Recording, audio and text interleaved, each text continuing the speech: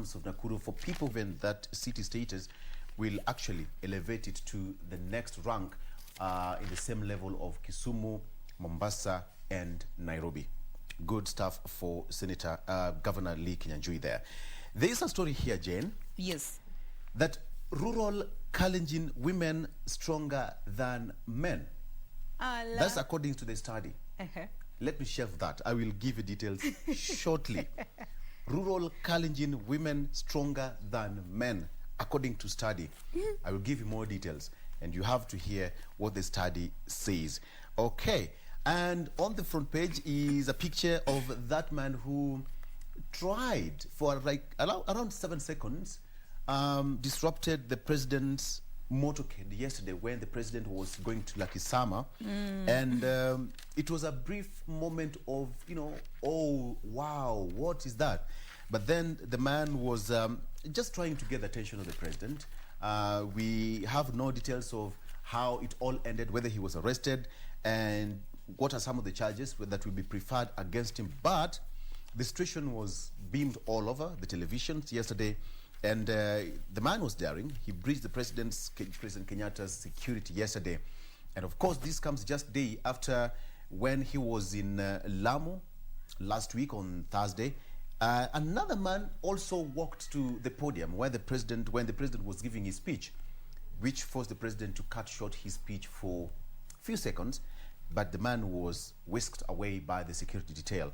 And this calls for a lot of work to be done in terms of security of the president and how it can be improved.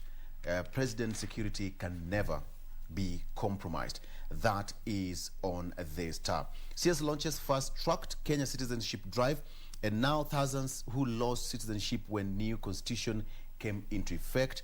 Thousands of Kenyans who lost their citizenship under the old constitution will now regain their status in a new drive. They will have to lodge applications at Nyayo House in Nairobi or at the Kenyan embassy. So far, more than 25,000 applications are pending at the immigration offices, Interior Cabinet Secretary Fred Matiang'i said yesterday. So with the new constitution in place, more people who lost their citizenship are set to gain their status.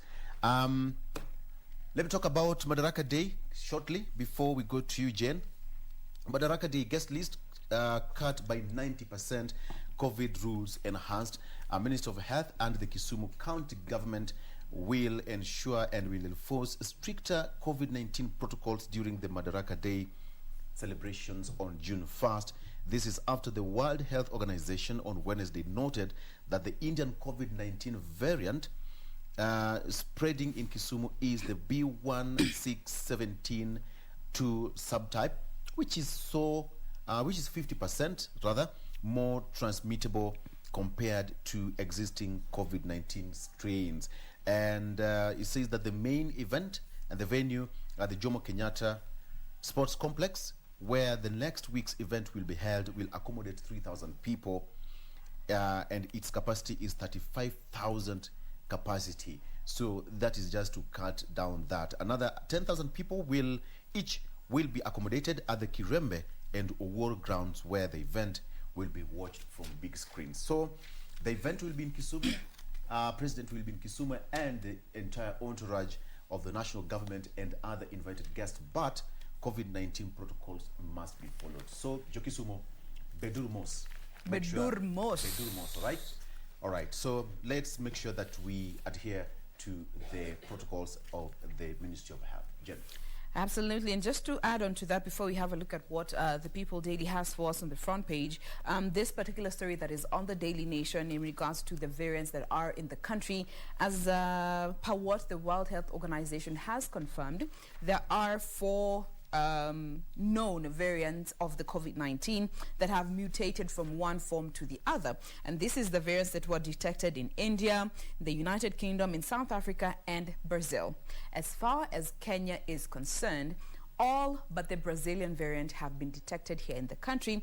And just looking at also information that has been put out by a report by the World Health Organization is that they do believe that the Indian variant is one that is believed to be spreading faster than any other of the other mutated variants of COVID, and consequently urging people to be, more vigilant, because just looking at the past 1 week, India has reported 1.8 million new cases in the last 7 days only. This is the most aggressive infections that have been noted across the globe. So in as much as we have all these other variants in the country, we still have to be more vigilant about this particular Indian variant, which has been detected in 53 territories across the world. And just bringing it back to Kenya, here in Kenya it has been noted that this new Brazilian variant could also be very aggressive, because they are yet to sort of wrap their minds around how it behaves in terms of its severity, its capability of spreading. As per the site, is believed to be 50% more aggressive, and also just understanding its effectiveness and testing and our testing capability, and also how effective on how strong these vaccines that we are being given will be defending our bodies against this new variant. So the Health CS has come out to urge especially the people of Kisumu, where the Indian variant was detected, to be extra vigilant because it spreads faster.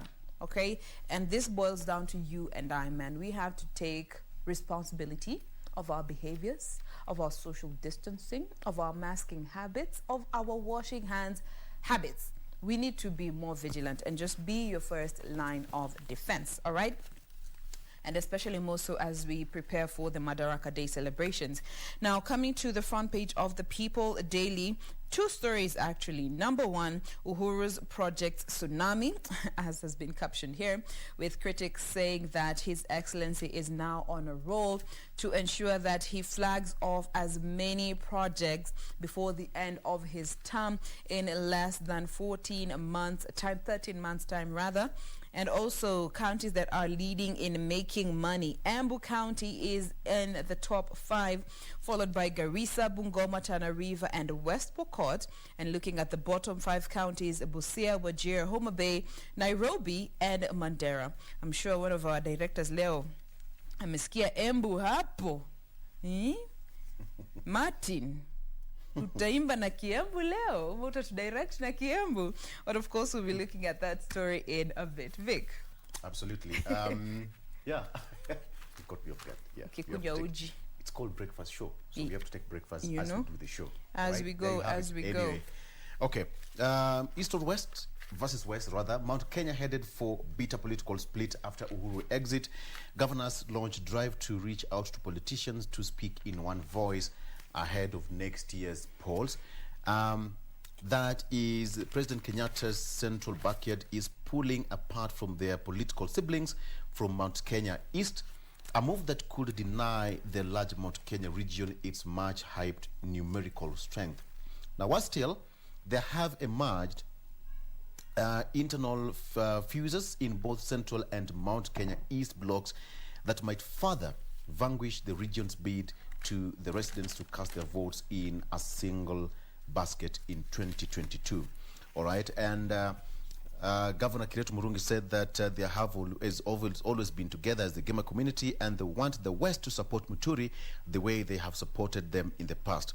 And he says that this is going to be a litmus test for the Mount Kenya region, whether they stand as a community. Now, pre-breakfast to bring Uhuru and Ruto together. They have met twice, face-to-face this year, on February 15th in Kisii and February 25th at State House in Nairobi. Now, President Kenyatta and Deputy President William Ruto are set to share a table for the first time after months of avoiding each other. The two leaders who have fallen out over 2022 succession politics and the Building Bridges initiative are expected to grace the national prayer breakfast today, this morning, in the next couple of minutes. The annual event in which the politicians, leaders, including ODM leader Raila Odinga, Musalia Mudavadi, and others have been invited, will take place at Parliament buildings. This is contrary to the norm that we are used to, where they usually go to a hotel in Nairobi and conduct that.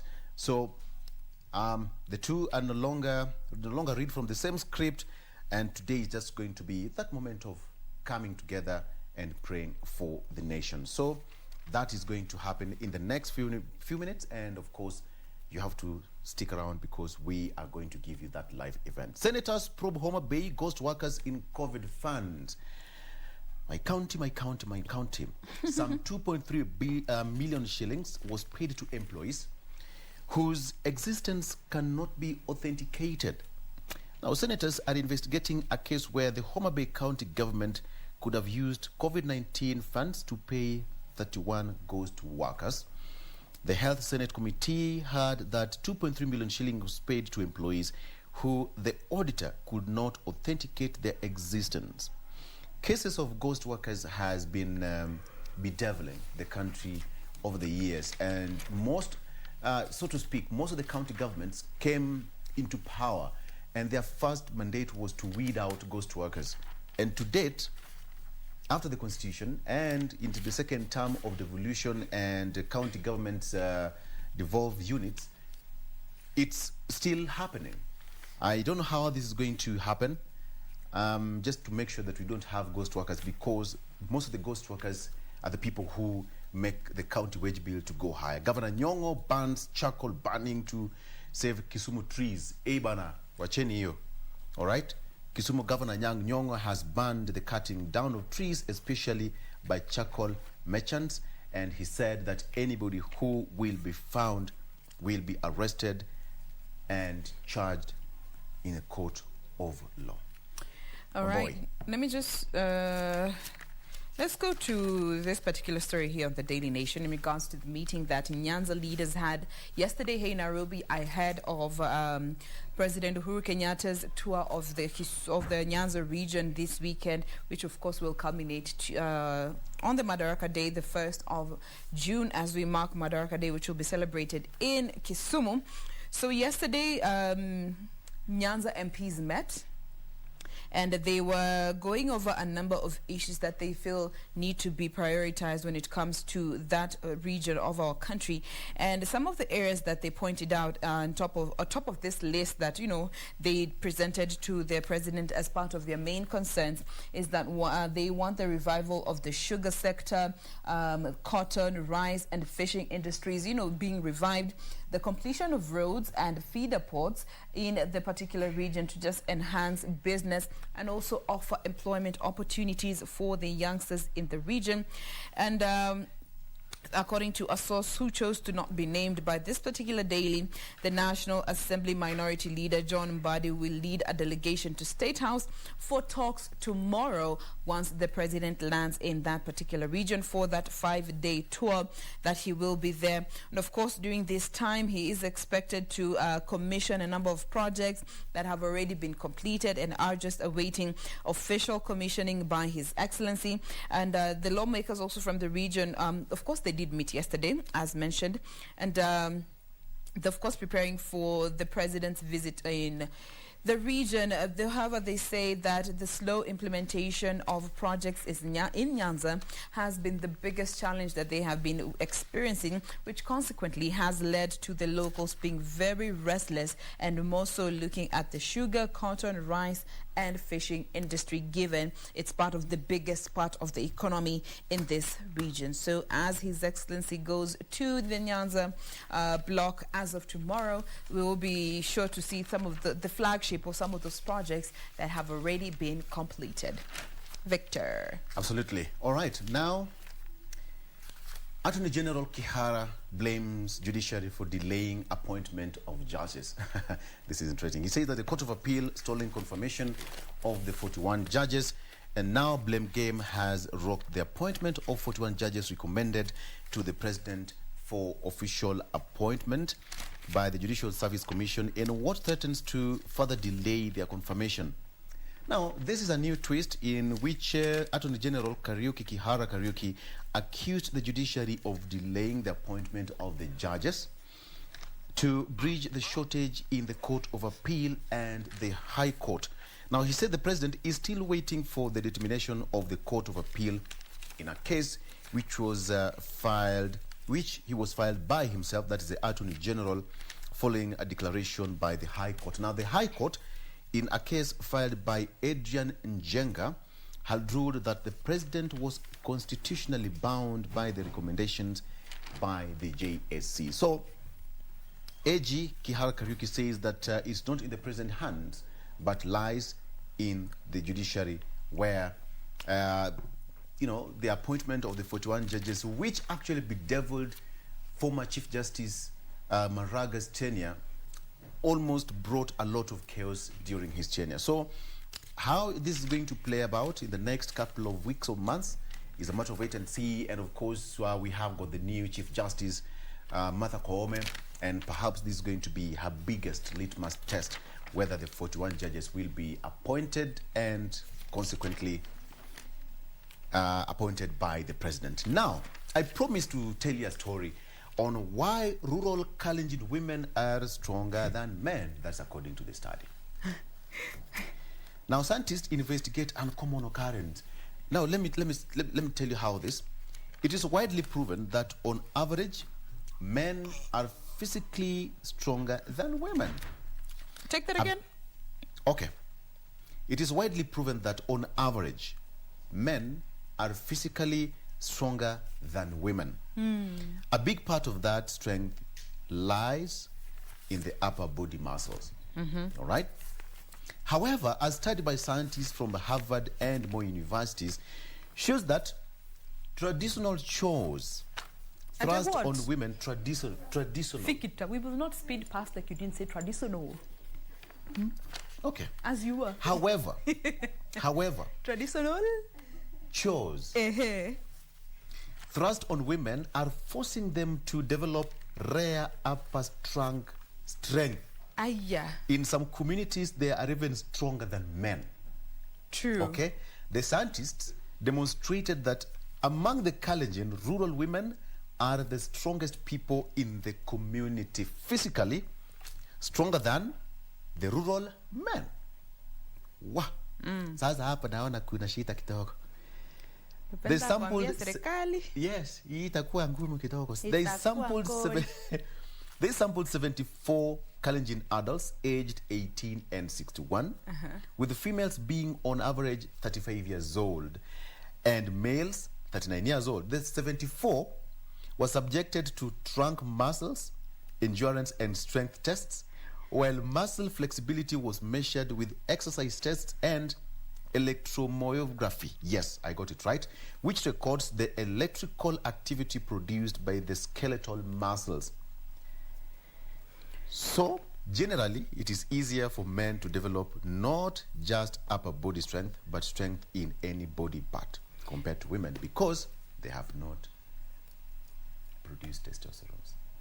You know, looking at evolution, men are naturally, physically bigger than women because as time evolved and over the years, you find, looking at historians and the theories that they've put out there, the male species are the ones who are always doing most of the physical activities that involve heavy lifting, and consequently, the body adapts. And this cuts across all animals, both that walk on fours and we as the highest on top of that hierarchy.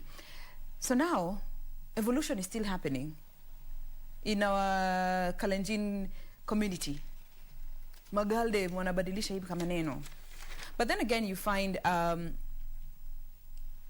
we are an African country, and culturally, you find women are the ones who take care of the home. And for the most part, maybe our male counterparts might not really understand the workload that is involved when it comes to taking care of the home. It might look simple, you know, kuskuma kiti, wash under there, lift here and there, do the dishes, clean the kids. But at the end of the day, clearly the body is adopting and adapting and living up to the responsibilities that it is exposed to. So,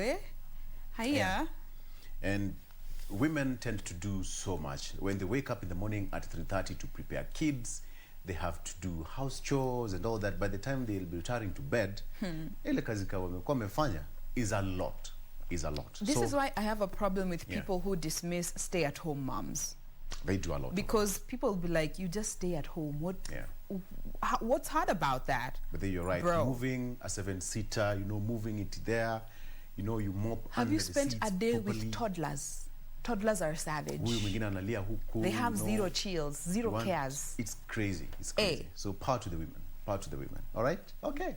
On that note, let's take some power break. We'll be right back with more. And of course, I still have got the standard to give you on what's happening in the newspaper. So stay around. We'll be right back shortly.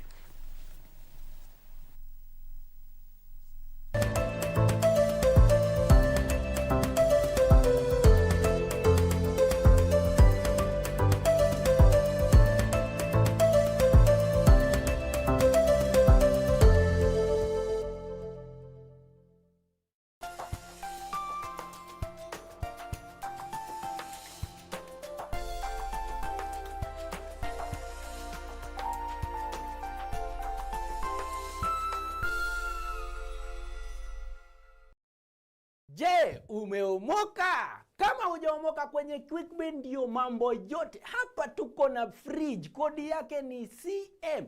Tuko na gas cooker, kodi yake ni CK. Tuko na TV, kodi yake ni TV. Tuko na simu aina ya Samsung ni SM ama Oppo ni Oppo. My friend, mahali popote unanitizama, eka hizo kodi zake kisha utume kwa 4032353. 4032353, alafu utakuwa unaomoka na hizi bidhaa. Kumbuka, kwenye QuickBin ni bidhaa bora zaidi kwa bei ya chini kwa chini. Did you know that your house is one of your most valued investments? Get your domestic package insurance cover. This includes house and its contents, domestic servants, owners and tenants' legal liability. Now you know. IRA. Promoting insurance, protecting the insured. Next on. Bye. Okay. Tiff. What is it, Eric? Is that Tiff? At least find out who Glenn is working with. Ndamsaka alafu nitakushow. Kama unataka uzuri, usichukue pesa ya huyo mama. Utaenda jela. Unataka kumwaga uga. What do you think is going to happen once you solve your father's mystery? Let's wait and see. If I go down for anything whatsoever, you better believe I'm taking Joel and Chris with me. I can't take this anymore. I'm done. Cheki, mimi naona tuishie. Wewe zidi. So this is your game plan?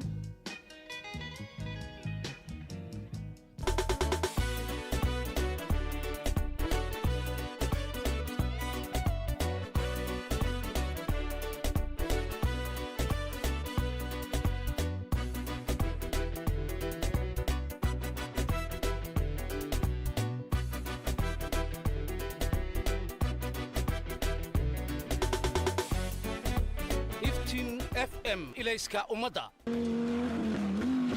The greatest rally in the world is back in Kenya. Catch all the action of WRC Safari Rally live and exclusive on KBC Channel 1 from 24th to 27th June. See the world's best drivers navigate their machines on Kenya's rough terrain at breakneck speeds. Experience the thrills, adrenaline, drama and excitement as man and machine do battle. Don't miss out. WRC Safari Rally, live and exclusive on KBC Channel 1, your true sports partner.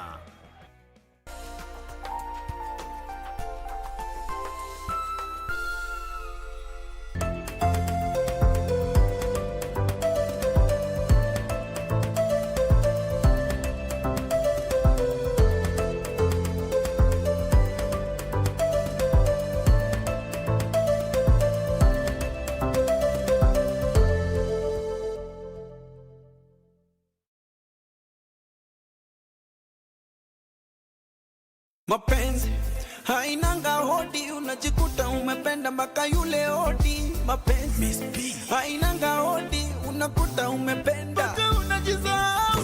Ataka simple boy kana ka simple girl sehemu fulani. Ataka simple guy kana ka simple boy sehemu fulani. Mapenzi hachagui kabila, maeneo, mama. Unatoka Rwaka ama unatoka Runda, mama. Ukose upate, don't you worry. Atakupa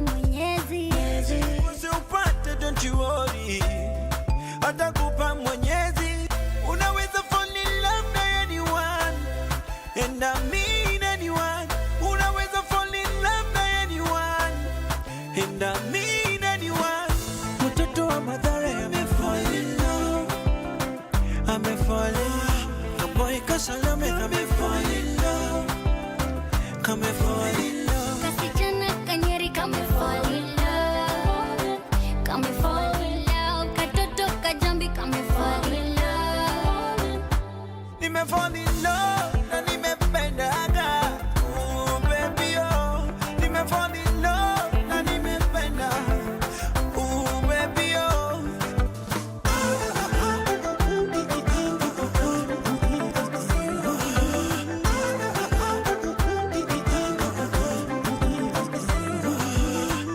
Milima na mabonde wependa, kwani iko nini wependa? Usiwaze sana wependa, usipatwe na pressure wependa. Mimi nijakupenda madali, nijakupenda my lady, Nishakupenda my darling, nishakupenda my baby. Oh. mtoto wa Mathare amefall in love, amefall in love. The boy Kasalame amefall in love, amefall in love. Kasichana Kanyeri kamefall in love, kamefall in love. Katoto Kajambi kamefall in love. Nimefall in love na nimependaga. Oh baby oh, nimefall in love na nimependa. Oh baby oh.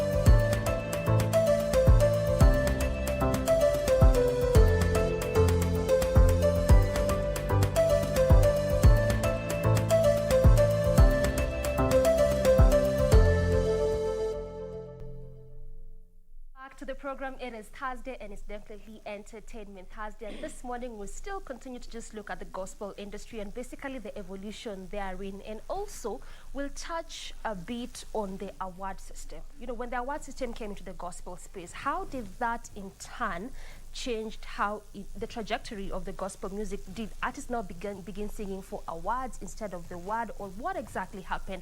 And also just try and look at how the digital space has really revolutionized you know, the gospel space as a whole. And on set this morning I'm joined by two gospel artists. To my immediate, this is what left, Subiri J. Nimeipata correctly? And then at the farthest end, that is Jace Africa, who will be talking to us about their gospel journey. Sindio? Yeah. Present away with Jace. Yeah. Before to come to that part of the award system, let's just begin by what inspires you as an artist, because umeanza almost recently. So really, what pushed you into the gospel space? You could have chosen to do any other kind of, you know, music or style. What are gospel specifically? I believe it's a calling. Yeah, it's a calling from God. Gospel is a calling. Yeah. How are you called? No, because others say, you know, I was called, and then you ask them, how are you called? Nilisikia tu sauti. I just felt an inclination. Okay, So for you, how was it? Okay, you wake up in the morning and you just take a pen and script a song. You have no idea. In like 30 minutes, you finished. You want to record. So I believe that's a calling. That's not something you can just wake up and do it. Yeah. So for you, you believe you are actually called to do gospel music. Yeah. So then does that mean that for you it's going to be gospel all the way? Ama hapa katikati you'll now start changing a bit? Because also you've seen, you know, good number of artists doing that. Life has been difficult and God will come through. So I don't think it have a point I'll have to change. Nah. So also because of what you've gone through as a person, this is part of what inspires how you create your content. Yeah. All right, Subiri J. Yeah. The gospel space for you. I mean, could have been any other kind of music. Could be secular, could be Afro-pop, could be any other thing. So why really gospel, and what really inspires you to do this kind of music? Okay. Hapo nyuma kidogo mimi nilikuwa nilikuwa naimba hizo nyimbo za mapenzi, tuseme nyimbo za mtaani. Alafu pia sikuwa vizuri sana kule mtaani, nilikuwa kidogo nimeadapt life ya mtaani, natumia drugs nini, but nikakamnika meet mse ambaye ndo manager wangu sahi, anaitwa Pastor Robert. So kukakaa naye hivi akanifunza maadili, want to definitely, kwa sababu mimi nilikuwa na ile talent, so nikaanza kuimbia God. Alafu nikashukuru sana kwa sababu kuna time mob ambao niliwestuku na kuna time ambao nimepata hapa sahi, so nikakuwa ndani kabisa kwa gospel music. Yeah. So hizo wimbo za mapenzi zenye ulikuwa naimba ni zile tunasema contemporary music? Ilikuwa tu wimbo za mapenzi specifically, ama ilikuwa the secular, music? What exactly was it before now come to the gospel space? Zilikuwa hizo sasa, zile nyimbo zenye ni mapenzi but zingine ziko na matusi ndani. Yeah, so nyimbo tu mbaya hizi. But sasa after nime receive God, sasa nikaanza kuimba nyimbo za gospel sasa full time. Ukaanza kuimba gospel full time. Yeah. So when was this, when uliingia gospel full time, now you really just want to do gospel music? Ilikuwa 2018. 2018. Yeah. So you can safely say you've been at least doing gospel music for 3 years. For 3 years. How has it been doing gospel music for 3 years? And also, how can you compare, your time nyingine when you're doing secular to now that you're doing gospel? Nashukuru God amefungua milango juu wakati nilikuwa huko nilikuwa sina hata msee wa kunisupport. Alafu pia mtaani kwetu kwa Taita Taveta watu wamenikubali vizuri. Naweza sema imekuwa fiti. God amebless. Yeah. Imekuwa fiti. Sana. Now you're loving the journey. Kabisa. So pia hata kwa umerudi back to where you are. Hapana. Because I mean recently unapata wasanii wengi sana kwa gospel. Mtu anaanza na gospel ama hata they were in secular before, they come to gospel, then they feel like huku niko gumu. Acha nirudi back to where I was, I'm back to what looks like she'll be making money. So for you, is it this all the way? Ni gospel mpaka mwisho? Hapana, mimi nimefika na nashukuru Mungu. Nashukuru Mungu. Yeah. All right, Jace. Yeah. You were in school first before you actually came to gospel full time. Yeah. So what really prevented you from just doing gospel all through, regardless of the fact that you were actually in school? Because I mean, your songs have been released recently, 6 months ago, 5 months ago. Yeah. I believe you can't have 2 masters at a time. You can't, because I did my first audio and people were like, hey, you should do more music. No one was telling me finish school first. So I sat down and I was like, nikienda hivi nitapotea. So I decided, let me finish school first, then ningie muziki. Na so far nimeingia vizuri, nimemaliza degree, so I'm good to go now. Yeah. Your first song was, is it Baba wa Pekee or Tutakusifu? My first song was Hard to Say.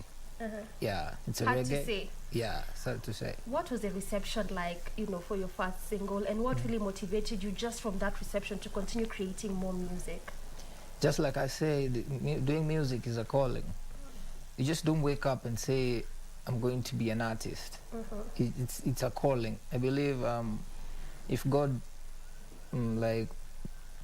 chooses you, you'll just wake up one day and you just find courage to go to the studio. You won't have clicks with the producer.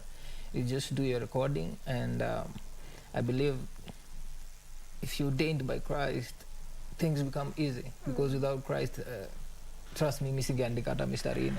Inakuwa tricky sana. Yeah. So as an artist, what would you say is your strength as an artist? Is it the writing? Do you play instrument? What exactly is your strength as an artist, as a musician? Tema. Yeah. Mistari tu. Yeah. Subiri, what about you? What's your strength as an artist? Mi nacheza hizo vyombo zote, nacheza gitaa. Yeah. You also unacheza, the instruments. Yeah. Alafu pia napenda sana live music. Yep. Live music. Yeah. So between live and recording, how would you compare the two, recorded music? Because you also record music. Yeah. Unajua live inakuwaga tofauti kidogo kwa sababu una communicate na audience wako direct. Alafu pia unakuwa na interact vizuri nao. Compared na kwenda studio na kuachilia tu muziki kwa watu wote. Kwa watu wote. Yeah.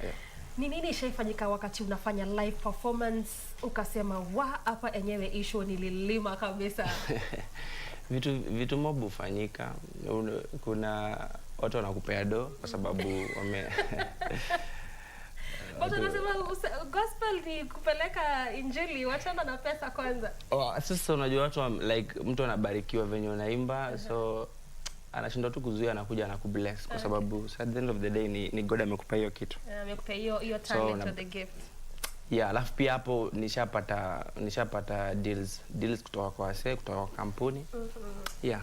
Live inakuwa gafiti sana, una connect vizuri na wase. Watu compared to recording music. Yeah. But all the same is still good because your ministry iko pale nje. Okay, na hiyo time ya live performance ni time gani ama which situation have you ever been wakati unafanya live performance ukasema like, well, I wish up background ningefunguka tu inimeze. You know those embarrassing moments or something just happened, you go like, what? Okay, sidhani kama ishatokea kwa sababu most of time mimi umshinda na hizo vyombo. Alafu najua kama maybe sauti imeleta shida kidogo, tunaweza ongea na wase wenye kwa vyombo, maybe tushukishe, tunaitaga transport. Kama ulikuwa high pitch unashuka kidogo, so nishazoea kufanya live, so sometimes inakubali tu. Inakubali. All right, Jace. There's something that Subiri has said, that especially your aspect here, live performance, and why we really also love live performances, because here, you know, what when you're watch, they will give you money, which is also a good thing.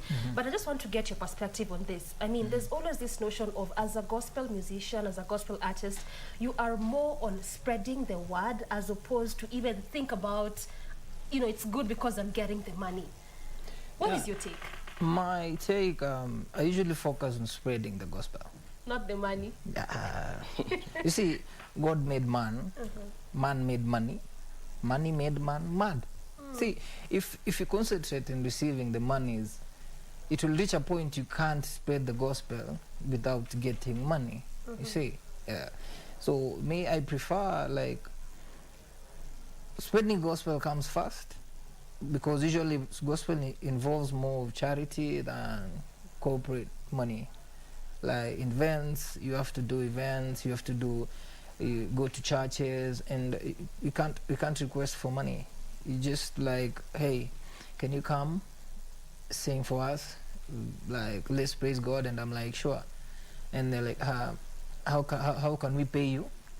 I usually avoid that question. Why? I mean, it's also it's like a service, so why not? I avoid that question because I know the power of money. All right. I'll start with, hey, let's do a 10K.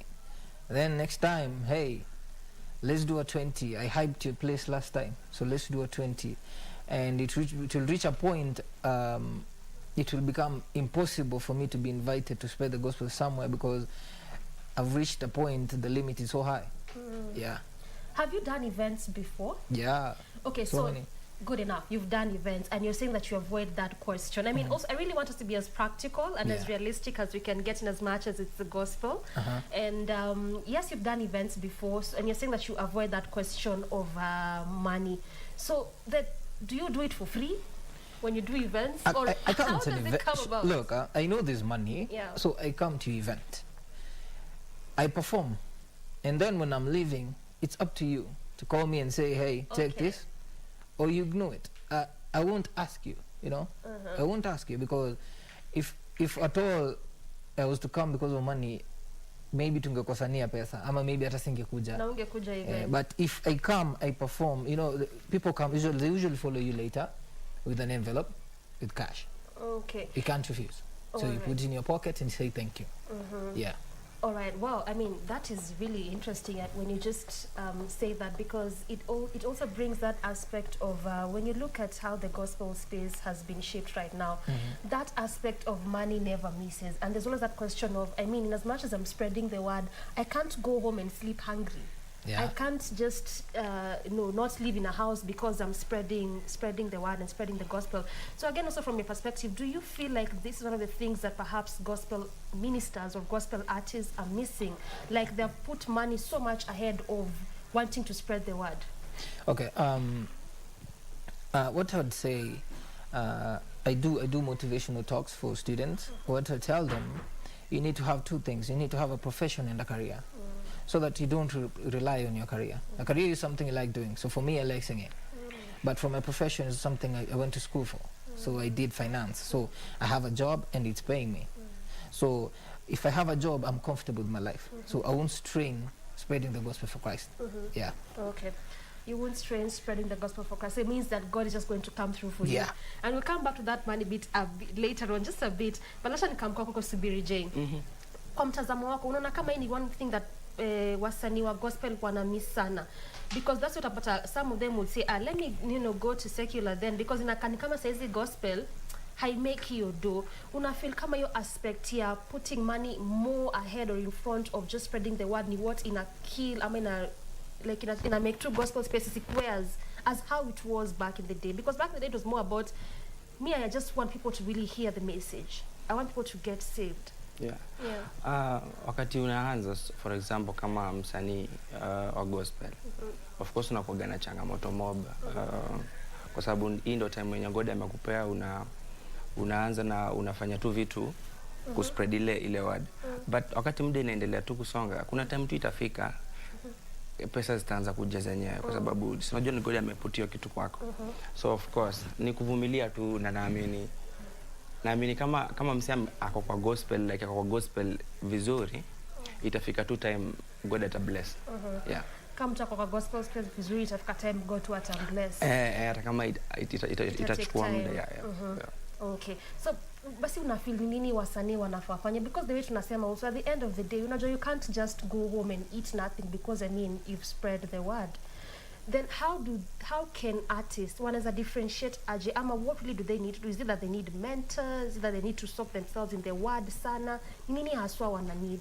I think wanahitaji vitu zote mbili, wanahitaji mentor, pia wanahitaji kusoma neno, kwa sababu kama mimi niko na manager. Na tumefanya shows mingi, hata tunatoka for example tunatoka Voi tunaenda kama Mombasa na tunajilipia wenyewe fare. Na tu tunachapa tu ngoma pale, tunahubiri, juu ni pastor, na tunarudi. So I think pia wanahitaji mentor ili wajue hii ni kazi yenye ni God tu ameweka mkono hapo ndani. Siku ikifika basi mambo itakuwa poa. Ile siku Mungu ataamua sasa, today is the day. Okay, let me hear about your song Can't Go. I want to know the inspiration behind that specific song. Kuna vitu mob ambazo mimi Mungu amenitendea sana nikiwa kijana, zenye sikufikiria. Ningeulizwa kama miaka iliyopita, kama miaka kama 5 hivi, singefikiria kama God angenitoa huko. So hiyo ngoma ni kumshukuru Mungu na kumwambia mimi nishafika hapa na siwezi toka, kwa sababu hata kuna watu huko nyuma ambao pia walikuwa wanaona ni kama isongi, ni kama ukijana, kama ako tu anadanganya yuko. So kumshukuru Mungu na kumwambia mimi nishafika hapa kwako, na sasa hii niko ready kufanya kenye utasema. So siwezi enda, can't go. You can't go. Yeah. As in for you it's just Jesus all the way. Yep. All right, Jace. Yeah. I want us to talk a bit about how the gospel industry has really been shifting. And I want us just to pick an example from Mbarambamba on what has been happening. We can't go without saying, because he would call himself a gospel musician, especially when he was beginning. And what you've been seeing recently, the theatrics, he's been performing. Yes, amekuja kajitetea hapa na pale. Even saw a tweet from Ezekiel Mutua saying that sasa hapa umeenda, you've gone too far. Do you feel that the gospel imekuwa a space where someone will just come to make a name, then after they are known, let me now actually do what I really wanted to do as a person?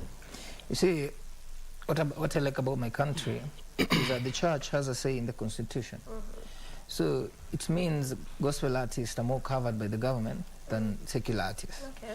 So these people just come and hide inside gospel, and once they've achieved what they wanted, they now, they decide to show their true colors. At the same time, it's the work of God. You can't, it's not like devil woke up and said, hey God, let me create hell, then let me go and enter. No, he was thrown in it. So God's like, nah, I can't tolerate you. So he's a supreme being. He just showcases your true color in front of people, like the way he did inside the club. So in the morning, you try to explain what you did. You can't reverse that. It's so sad, by the way. I felt bad.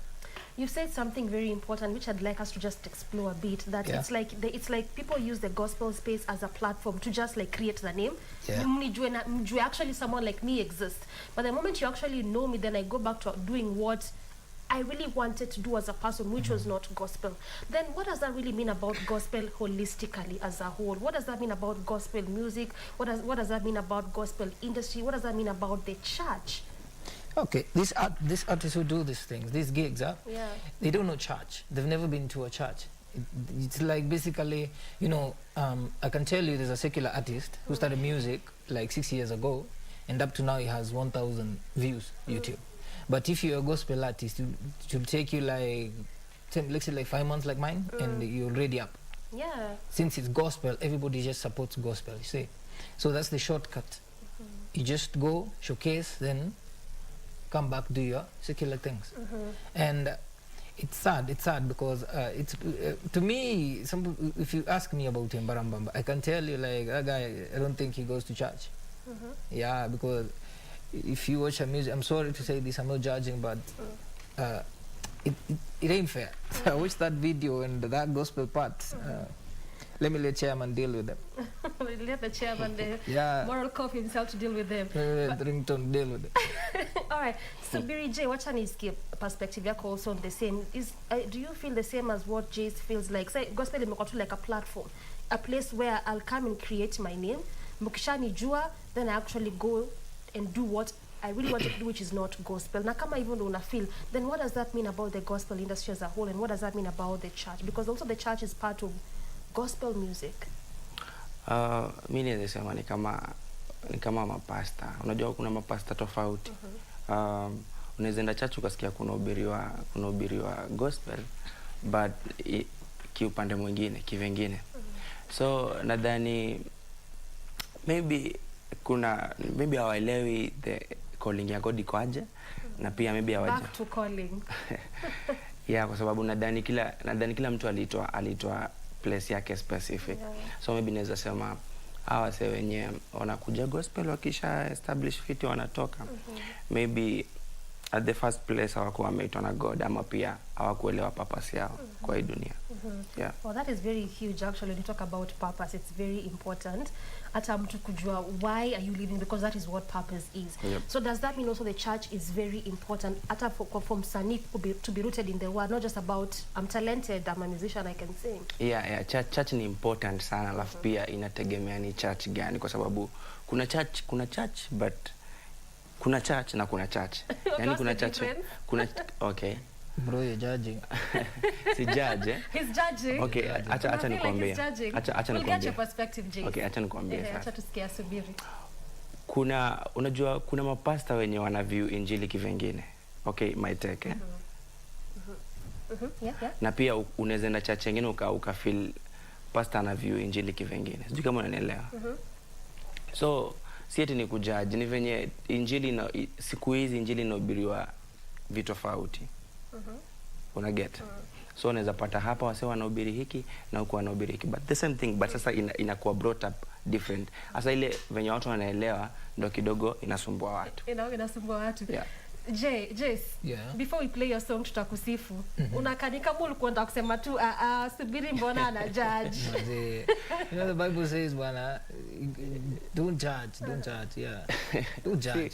See judge. Don't judge. Don't judge. You know no one is perfect, okay?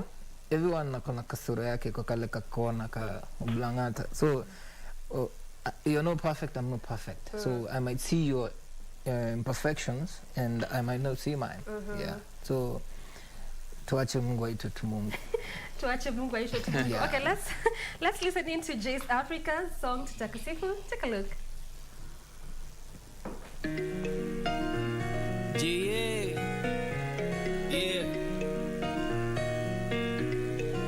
Napiga freestyle na kuwa wimbo naandika kwa dhambi simo na na jando rizo na kula mi bila hata ino na kula kilo ya indomie toka kwa zero hadi kwa hero ai oh my ananifaa milele kasi ya yes ingekulata sembe acha Dubai nitafika kilele na mwita nabii ameniweka mbele ai oh my ananifaa milele kasi ya yes ingekulata sembe acha Dubai nitafika kilele na mwita nabii ameniweka mbele. Everybody rise up, jump up, everybody rise up, jump up, everybody rise up, jump up, everybody rise up to the occasion. Tutakusifu tu, tutakusifu tu, yeah, yeah, tutakusifu tu, tutakusifu tu, yeah, yeah, tutakusifu tu, tutakusifu tu, yeah, yeah, tutakusifu tu, tutakusifu tu, yeah, yeah.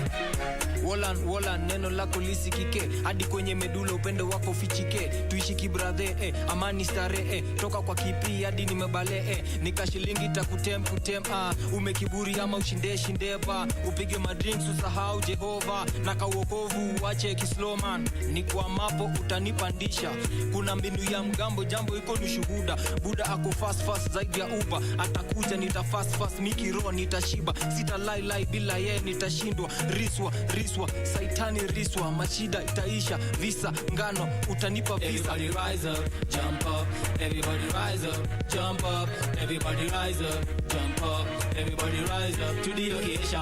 Tutakusifu tu, tutakusifu tu, yeah, yeah, tutakusifu tu, tutakusifu tu, yeah, yeah, tutakusifu tu, tutakusifu tu, yeah, yeah, tutakusifu tu, tutakusifu tu, yeah, check it, daily nakula, daily navana lala, stumi magura, daily mini niko ibada, sirudi nyuma meli ya Christ shapanda, heri ni medi na ngeli ya Bible si chada, full mabaraka man, mokoza amenipa yan, zisi baby gun, ama better man, harufu safi one man ya mataliban, abadan katan, nakata satan. Everybody rise up, jump up, everybody rise up, jump up, everybody rise up, jump up, everybody rise up to the occasion. Tutakusifu tu, tutakusifu tu, yeah, yeah, tutakusifu tu, tutakusifu tu, yeah, yeah, tutakusifu tu, tutakusifu tu, yeah, yeah, tutakusifu tu, tutakusifu tu, yeah, yeah. 364 Music.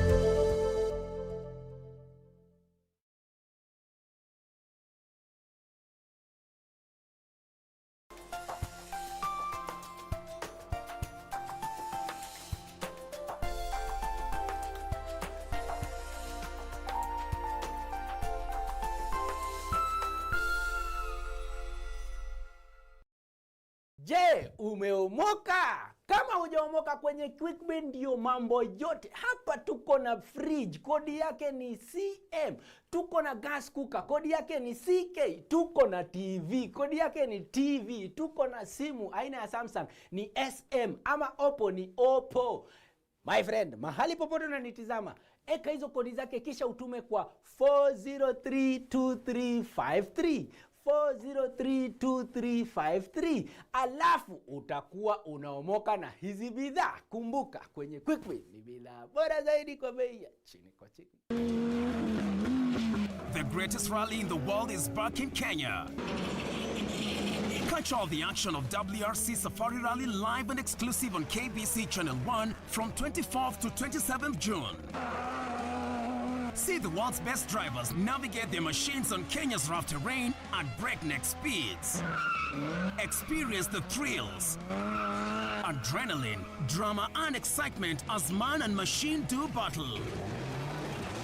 Don't miss out. WRC Safari Rally, live and exclusive on KBC Channel 1, your true sports partner. Tonight on KBC Channel 1. Elsie Nandwa is battling a flurry of autoimmune disorders. This is a condition that occurs when your immune system mistakenly attacks and destroys healthy body tissue. It is incurable but manageable. The major challenge we have with the management of this disease is that the drugs that work best are very expensive. Nandwa is worried that her immunity is compromised. The infliximab itself, it's an immunosuppressant, so my immune is very low. So I'm not supposed to be lousy, walk around in matatus, because I'm at risk of getting the COVID-19. Next on. Sasa. Poa sana. Umekaa muda bila kuja hapa. Si unajua last time mlinitengeneza nywele vibaya sana. Oh, na vile tumetengeneza vizuri. Kwani siku hizi ni pesa huna ama nini? Tangu nikushuke. Chau. Pesa ama shughuli. Pita napiga. Ngoja. Kwanza niongee. Na haraka kidogo tafadhali. Una haraka? Unaenda wapi? Useme wewe ni nini unafanya pesa yako wewe? Nini? Wewe lama. Na bado unaendelea kucheka. Nini? Mse unafanya nika umetoka kunyolewa na kiposho mil mzee. Wacha Acha huo ni ungwana. Next on. Kuna mashakili mengi katika dunia hii, atuondole. Kuna COVID-19 ya corona, ndo hiyo. Kuna shida, kuna maradhi, pesa imekosekana, maisha yamekuwa ni magumu, kila mmoja analia, wafanya biashara wanalia, wafanya kazi wanalia, watoto ndo hawa. Alhasil ni na Mwenyezi Mungu Subhanahu wa Ta'ala ndo mwenye kutoa riziki.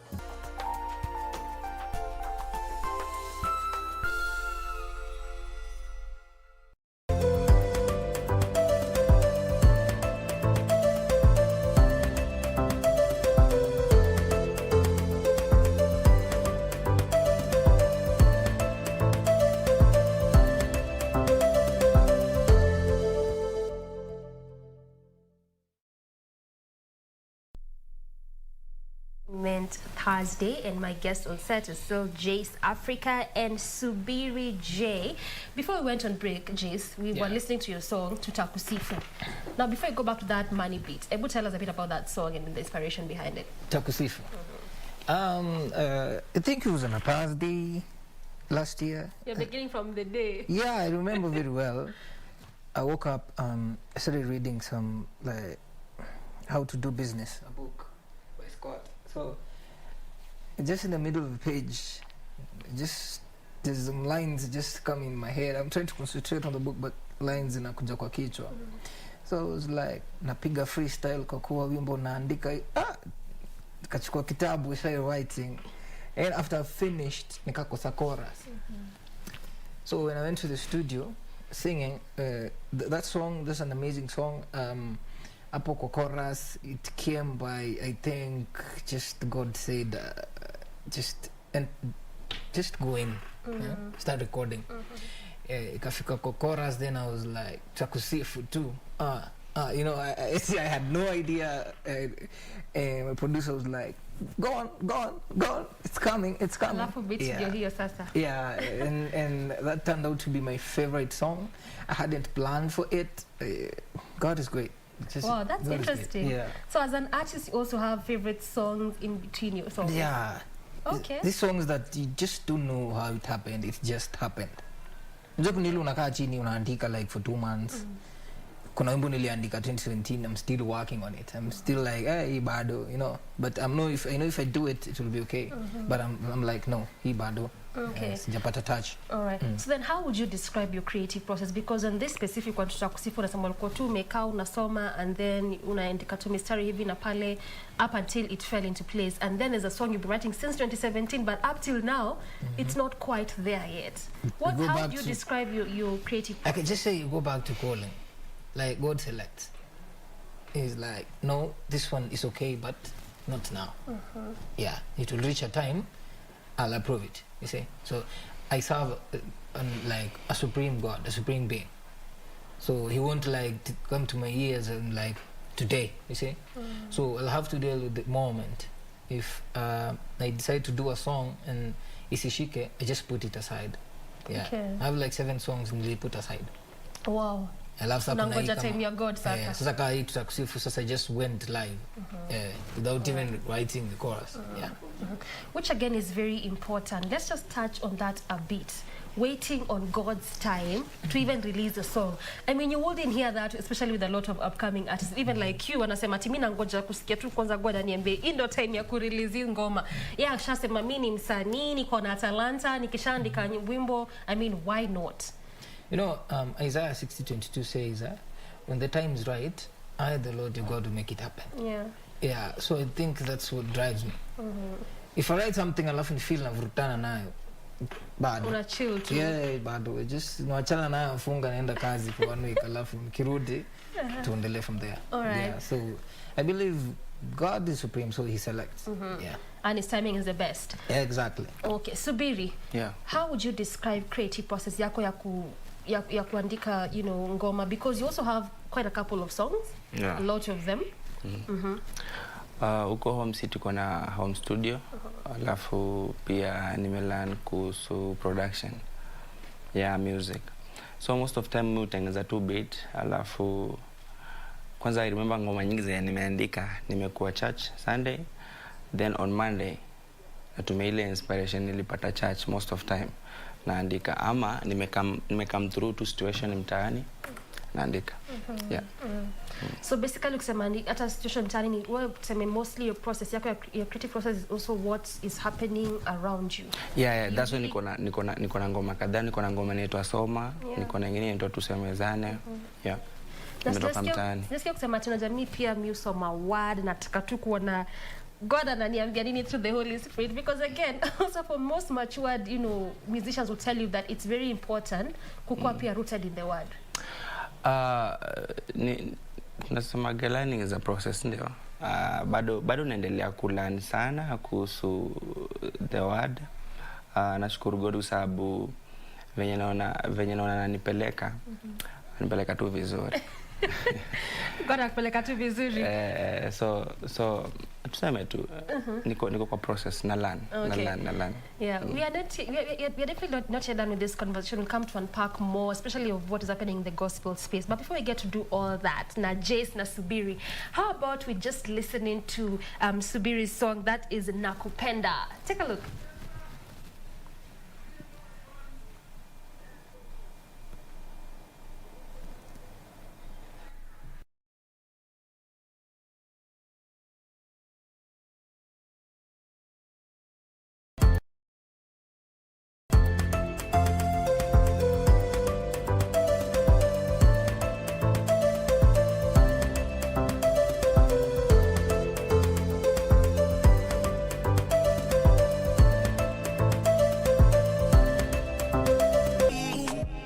Nakupenda baba, tena ulisema utarudi, nilisho nacho ni imani ya kukuona. Shike mkono, don't leave me, without you Lord I feel nothing. Nakupenda, when I go wrong you forgive me, you taught me how to be king.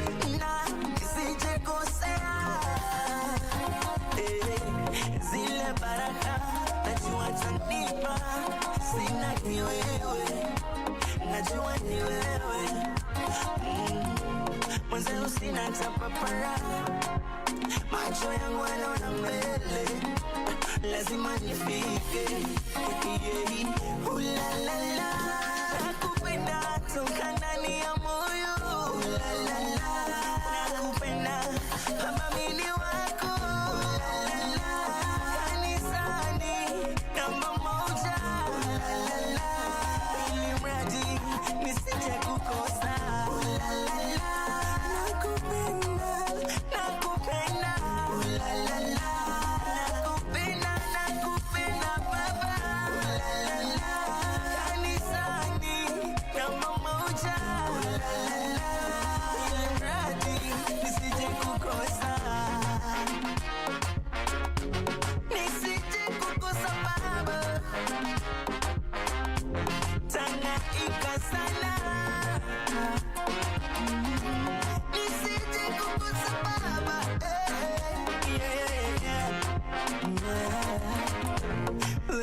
sawa ni mbali, ni mbali, ni mbali.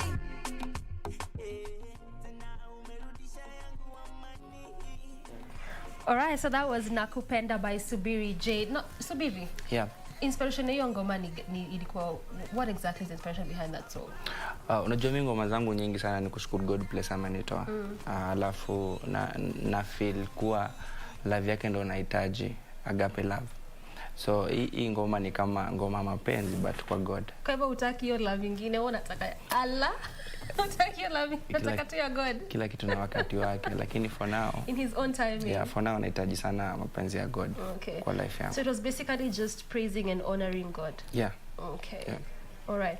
So anyway, we were saying earlier on that sijasikia sana ukimention most especially about the word being one of the things that goes into your creative process. So does it mean that the word, you read the word, does it play a big role in how you create your music? Ama place ya word kwa content creation process yako ni gani exactly? Niko na ngoma ambazo bado sija release. Niko na ngoma inaitwa Eloi. Hiyo ngoma yote imetoka kwa Bible. Niko na ngoma inaitwa Adonai. So I think nimekwambia hizo ngoma za kwanza nilikuwa ni kumshukuru God. Yeah. But venye na grow naendelea sasa kuchimba sasa huko ndani kwa Bible. That's why natoa ngoma ambazo sasa ziko na word in. All right, so it's also a growth process. Yeah. Okay, Jace, you really talk a lot about how calling is important and also saying that for you are called by God. Yeah. So even in your creative process as an artist, where does the word come in? How does the word play a part? The word, you mean the Bible? Yes. Yeah. The Bible is like the masterpiece. Okay. If you wake up in the morning and you do just a single Bible verse, it does a lot. And let's say if you're having a bad day and you take the Bible and read the verse, it will calm you down. And you'll find the day just ending in peace. Like you get into a fight with someone, then you do a verse. Actually, I just say the Bible is the masterpiece. It's everything. It's what you require to take on this life. Because that is the only thing that brings you close to God. Okay. Yeah. Oh, all right. Now I want us to now come back to that earlier on convo which I had said that we cannot miss to talk about the award system. There was a time in the gospel industry where it was just singing the word. There was no award up until the likes of Kina Groove Awards came into place. Then slightly your time, especially 2013, 2014, artists who came up during that time, most of them would sing for the awards, not for the word. But again, awards are also good because it shows that you appreciate craft yangu, you're appreciating what I'm doing as a person. But from you as a gospel artist, and also how you've grown at least a bit in the game, what would you have to say about the award system in the gospel space? Did it come to shift how music was being done? Was it in the positive? Was it in the negative? Okay, in the positive way, I believe the award system, the purpose of it was to motivate, to encourage gospel artists. But sasa sisi tukachukulia to another extreme. You see, when you're awarded for doing something, it's just like gratitude, like, hey, you did a good job, keep it up. But us as humans, we tend to change it into a business structure. Like, what if I do another song, a hit song? So I was given $1 million last year, I'll be given $2 million this year. So I'll start doing something for something instead of serving God. Yeah. Okay. That's negative impact about it. All right. Yeah. So the positive bit was just that it came to motivate. Only that only that the way in which perhaps wasanii waligichukua was not in the right perspective. So when you look at it, do you think it was a good thing or it was a a bad thing? Okay. I don't want to troll. It was a good thing, and also it is not. All right, Jess, let me just cut short a bit because I want us to cross over to Parliament where the National Prayer Breakfast is taking place. Remember that this is the 18th annual National Prayer Breakfast taking place today. I just want us to cross over there and take a listen to what is happening there, even as the President will be making his way there. We also expect very important dignitaries in that particular place. And again, it has been cut down. This is obviously due to the COVID-19 protocols that they're trying to adhere to. This particular event began in 2000. 2003. So this is why it's actually the 18th annual National Prayer Breakfast. Again, just to run you a bit on history on how this event came about. This actually was in 1988 when Kalonzo Musyoka, at that time was an assistant minister and a deputy speaker, had been sent by the government to the US, and this was to just have a look on what they were doing during that time. That was the 34th National Prayer Breakfast in the US. So when he came back to Kenya, he was actually intrigued by the fact that non-church leaders could be holding such kind of an event, which prompted him to make the speaker at the time, Moses Keino, in 1988 to also ensure that they have that particular event. So that's what we are seeing right there. Those are the live pictures. The parliament there where the National Prayer Breakfast is taking place is going to be a 2-hour event for this year, just from 8 up until 10 a.m. And again, just to take you back to what had been happening as at that time. So after the prompting to Moses Keino was the speaker at that time, they began small prayer groups in Parliament just because of what they had seen in the US. So those prayer groups happened in between 1988 up until 1990 when they prompted the president again at that time, that was President Moi, to at least begin a similar event in Kenya. So what Kalonzo Musyoka wanted and Moses Keino was at that time is that they wanted this event to not just be done in Parliament by the parliamentary groups, but they wanted a replica of what they had